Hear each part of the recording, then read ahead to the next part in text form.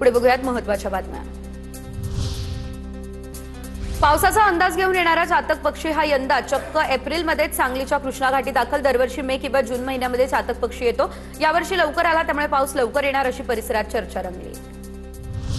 महिला आरक्षण विधेयकासाठी महायुती सरकार मैदानात। महिला आरक्षणाला पाठिंबा देण्यासाठी राज्य सरकार एक दिवसीय विशेष अधिवेशन घेण्याच्या तयारीत। विश्वसनीय सूत्रांची माहिती, मे महिन्यामध्ये एक दिवसीय विशेष अधिवेशन होणार। कोल्हापुरातल्या गोकुळ दूध संघावर प्रशासक येणार, मुख्यमंत्री देवेंद्र फडणवीसांनी दिले स्पष्ट संकेत। महायुतीच्या नेत्यांची मुख्यमंत्री आणि उपमुख्यमंत्र्यांसोबत बैठक। 4 मे रोजी संचालक मंडळाची मुदत संपत असल्यानं ही बैठक। खासदार धनंजय महाडिकांकडे अध्यक्षपद देण्याची भाजप नेत्यांची मागणी। ठाण्यातील 100 एकरच्या चितळसर मानपाडा परिसरातील टीडीआरला स्थगिती, सर्वोच्च न्यायालयाचा निर्णय। तर या निर्णयामुळे शहरातील 2800 कोटींचा व्यवहार देखील रखडला।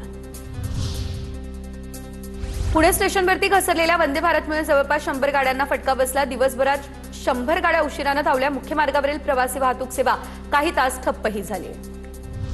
महाराष्ट्र एआय धोरण 2026 जाहीर। राज्यातील उद्योग, प्रशासन आणि सार्वजनिक सेवांमध्ये कृत्रिम बुद्धिमत्तेचा वापर वाढणार। स्टार्टअप आणि लघु उद्योगांसाठी देखील भरीव तरतूद। उद्योग आणि सरकारी प्रकल्पांसाठी 15 दिवसांमध्ये वृक्षतोडीची परवानगी मिळणार। आवश्यक कागदपत्रांची संख्या 11 वरून 5 वर। सरकारला आणि खासगी उद्योगांना विकासासाठी झाडं तोडणं अतिशय सोपं होणार। राज्यात 300 कोटी रुपयांची वृक्ष लागवड होणार। तर वृक्ष लागवड आणि देखभालीसाठी हरित महाराष्ट्र आयोगाची स्थापना। आज झालेल्या मंत्रिमंडळाच्या बैठकीत ही मान्यता।